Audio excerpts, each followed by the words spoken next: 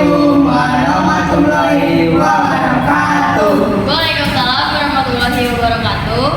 Halo semuanya, perkenalkan nama aku Sylvie Clarissa Mandalu. Aku Satria Mandalu. Dan saya Bani Muda. Hari ini kita berkesempatan untuk ngobrol-ngobrol bareng seorang penulis dari SMP Satu Sumberawat Jakarta.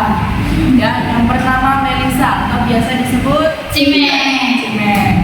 Jadi Cimeng ini udah berhasil nerbitin novel itu di SMP Kelas 8. kelas 8 dan itu keren banget ya sih, kita sebagai teman sekolahnya jadi kabar ya.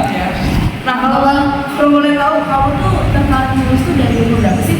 Aku tertarik menulis itu dari mulai umur 11 tahun sampai sekarang. Sampai sekarang 11 tahun. Oh 11 tahun masih main god kali ya? Iya, masih jadi. Tapi Cimeng 11 tahun udah tertarik buat nulis ya. Terus 11 tahun itu kamu dorongan dari mana sih? Kalau bisa berpikir untuk aku mau mulai nulis aja?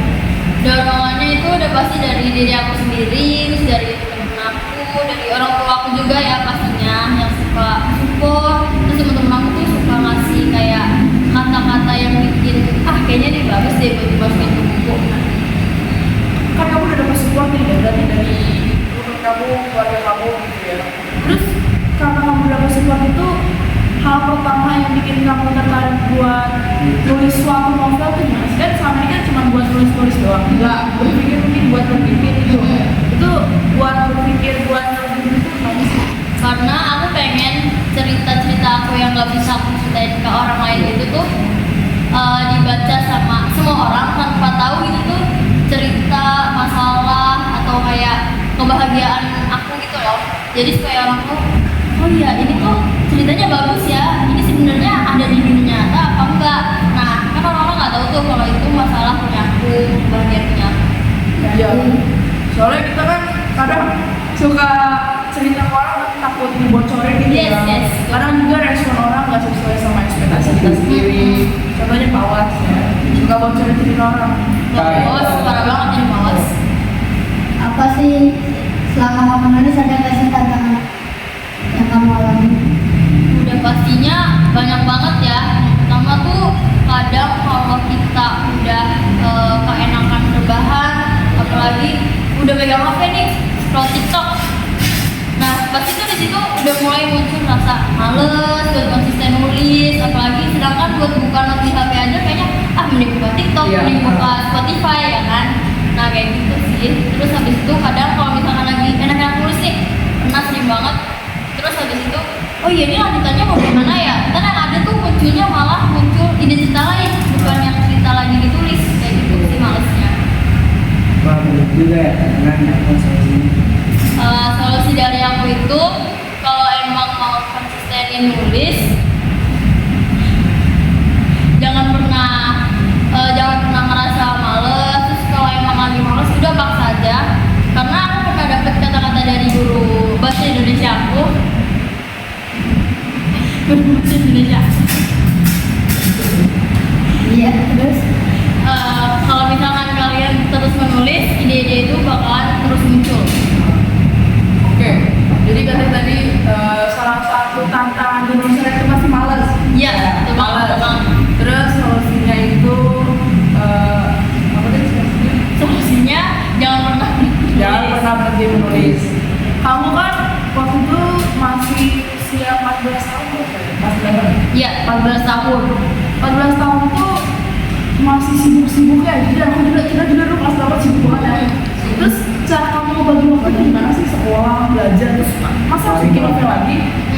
iya. Kalau dari aku nih ya, cara-cara dari aku tuh yang pertama harus bisa ngebedain waktu belajar, waktu main, waktu bikin novel, sama waktu santai. Nah kalau waktu belajar itu ya udah fokusin dari Senin sampai Jumat itu belajar bener-bener nih. Terus kalau misalkan udah menyentuh waktu sore, boleh deh kita main sebentar ya kan, misalkan kayak main badminton atau main yang lain-lain. Nah terus malamnya kita luangin sejam 2 jam buat ngulas materi yang tadi.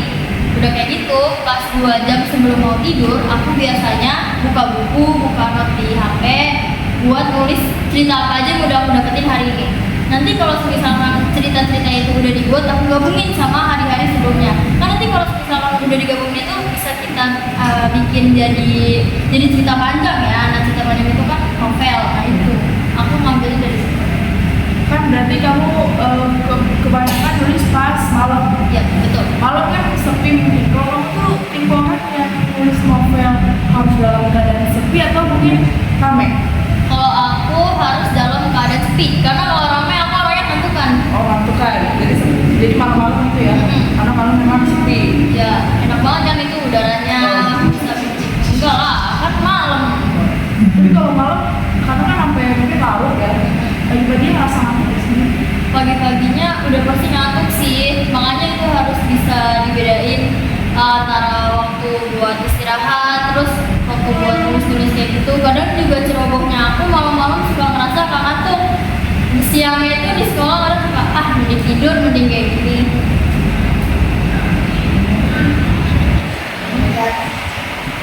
Ada sayang dari kalau kamu kayak gitu minum kopi gak sih? Wah kalau aku suka banget kopi, kopi biasanya aku suka pakai kopi kapal hitam terus dicampur sama cimori. Ini enak sih. Wah enak banget kalau cimori. Ada banget kan macamnya yang baik ya. Enggak enak.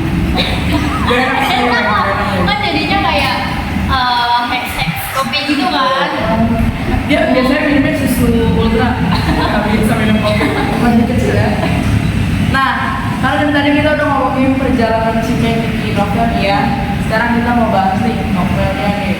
Kan novel kamu kemarin kita udah baca judulnya Misteri Ikatan Darah. Dari Ikatan Darah. Itu temanya itu berarti broken home. Yap betul. Terus di dalam novel itu kemarin tuh kita baca ada tokoh yang namanya Arvin Ya sama Gavan. Nah kalau kita boleh tahu nih, Arvin ini sebenarnya kamu terinspirasi dari mana? Dari teman kelas 8 aku. Teman kelas 8 kamu. Terus kalau emang dia dari teman kelas 8, dari semua teman-teman kamu, mungkin kamu gak mungkin punya teman 1-2 doang tau? Ya betul. Banyak banget teman. Kenapa sih kamu malah mikir mau masukin Arvin aja? Karena menurut aku tuh ceritanya dia emang seunik itu buat dijadiin buku pertama kali aku. Makanya aku kayak mending pakai dia aja deh ceritanya, soalnya emang seseru itu. Tapi nggak cuma ceritanya dia aja. Ada cerita dari teman-teman lain aku yang aku sedikit masukin, aku gabungin jadi satu kayak gitu. Terus pas kamu masukin tokoh Arvin ke dalam novel kamu tuh si Arvin ini rasanya gimana? Si Arvin ini perasaannya malah sedih sih, Kenapa? karena menurut dia ceritanya tuh emang terlalu relate banget ke dia. Udah bener kayak Iya. ini cerita gue banget kayak gitu. Terus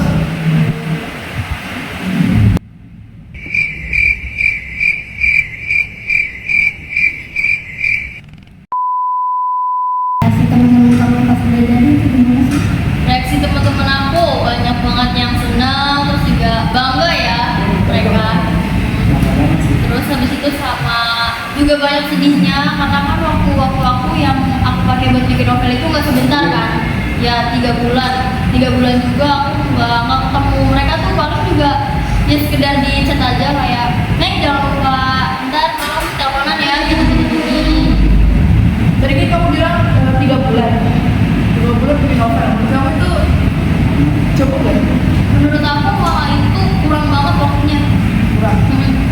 Minimal bikin novel, kalau misalnya penulis lain kan dikumpulin kan dari 2 tahun yang lalu, jadinya baru sekarang. Nah kalau ini kan emang harus di 3 bulan jadi ya kayak gitu.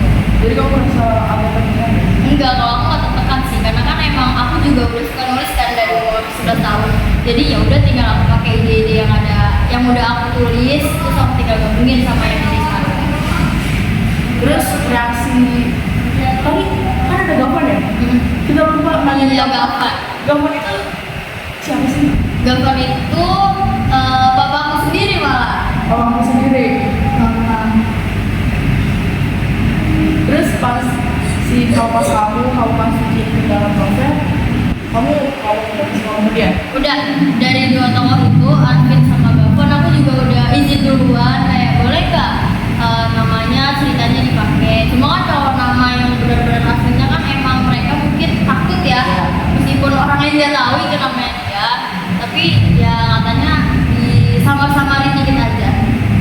Jadi pas kamu mau jadi reaksi bapak kamu gimana? Reaksi bapak aku tuh seneng, sedih, ngeliat anaknya bisa udah apa ya, udah sejauh ini dari kecil menit tiba-tiba ceritanya diangkat sama anaknya sendiri. Haru gitu ya. Oke. Kita juga sebenarnya kagum ya sama Cimeng ya. Iya. Hari ini kita udah ngobrol banyak sama Cimeng. Kayaknya ngobrol-ngobrol seru kita sudah sampai di sini saja. Terima kasih Cimeng udah mau meluangkan Iya, waktu buat kita. makasih juga Silvi, Iya. Satria, kawan sudah ngundang ke sini. Ya. Semoga sukses dan bisa menjadi penulis yang hebat. Amin, makasih ya. Ya. Cukup sampai di sini. Selamat siang. Sampai jumpa. Bye. Bye. Wassalamualaikum Warahmatullahi wabarakatuh.